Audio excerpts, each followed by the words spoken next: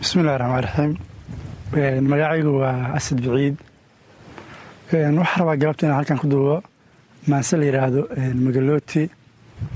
sida aad ereyga magaciisa ka maqlisaanba magalooti waxaa loo isticmaalaa ama la yidhaahdaaba dadka reer miyiga inta badan ee xoolo-dhaqatada ah markay samaystaan xerada.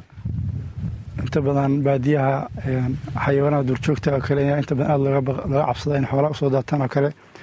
marka waxay sameeyaan tiir ama ul ayay mudaan kabacdina mar ayay dusha ugu xiraan. maradaas oo ay u ekeysiinayaan qof si duwaag ama xayawaanku oo markaa xerada uu socdo uu moodo qof. marka ereygaas magalooti sababta aan u qaatay iyo waxaan u isticmaalay waxaa weeye inta badan waa aragteen dad madaxda Soomaaliyeed oo ha noqdaan heer maamul ama noqdaan heer maxaan ku yidhahdaa sare waxay egyihiin magalootikaas aan sheegay ee xayawaanka inta badan lagu cabsi geliyo.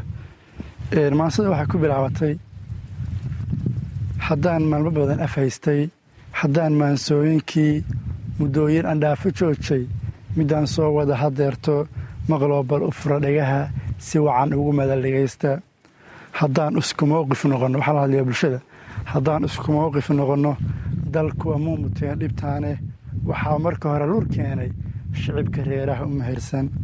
hadday maalin qura istaagaan mikrofoonni iyo coddheer ku oran lahaayeen ma doonno annaga reernama maseeyo, annaga magalooti beena ma doonno mabana deeqo, miyaa dhibka haata yaalla guran layn biraan dhalkiisa.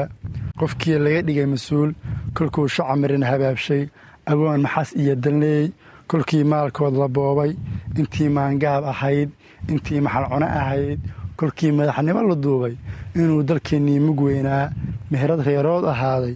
waxaad ka tiiyeen makhraati rag uu mabda'oodu yahay sideed ku heshaan masruuf, raggaan kaba maran tashiga, raggaan maankoodu siiyey maamooyinka waratada, milicdii cadcedaha ku iibsha tamaandhiya muuseliin qaadada xoolahood marooqso. intay maskax noo yihiin raggaynu naqaano maanta inaan meel sare aan gaarno, inaan horumar muuqdo aragno, inay Soomaaliya midowdo, inay midnimo heshiiso waxaanan dhacayn middaa.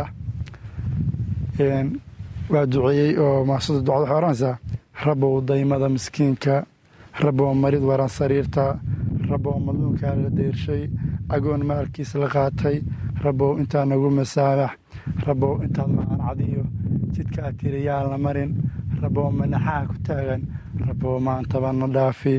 adaa maaligoo awood leh. annagu binaad ahaan ma garan karno qofka madaxda ay fiican maxaan ku idhahda dalka iyo maxaan ku idhahda dadka samata bixin kara, laakiinse ilaahay baa naga yaqaana.